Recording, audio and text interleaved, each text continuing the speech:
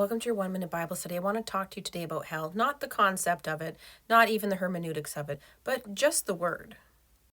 The word hell evokes probably a certain imagery for you associated with the word hell, like fire and brimstone, maybe devils with pitchforks, tormenting people.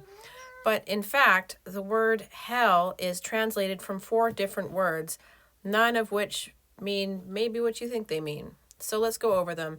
There's Sheol, there's Tartarus, there's Gehenna, and there's Hades.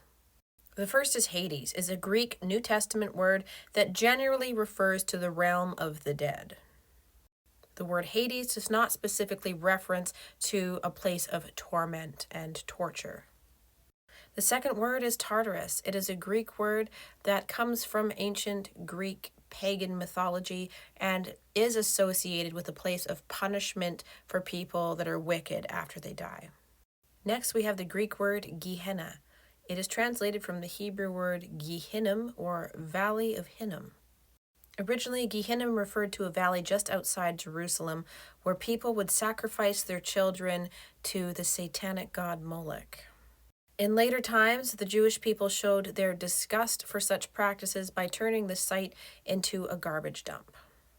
Fires continually burned there and the trash crawled with worms.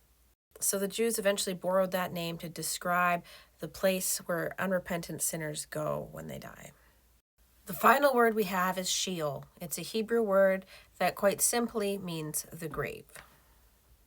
It is the most common word that is mistranslated into hell.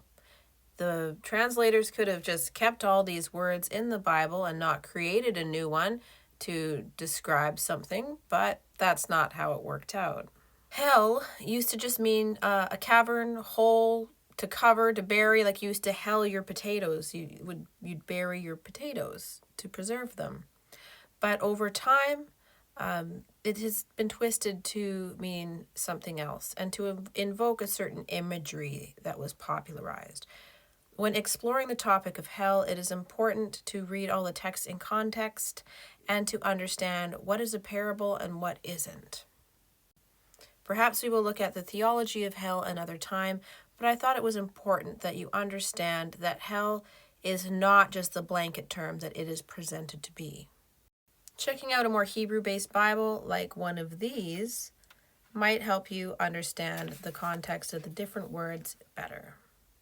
Certain Bible translations also selectively translate hell back to Sheol or the grave, just as you can see in Genesis 44 and 29. Check it out for yourself.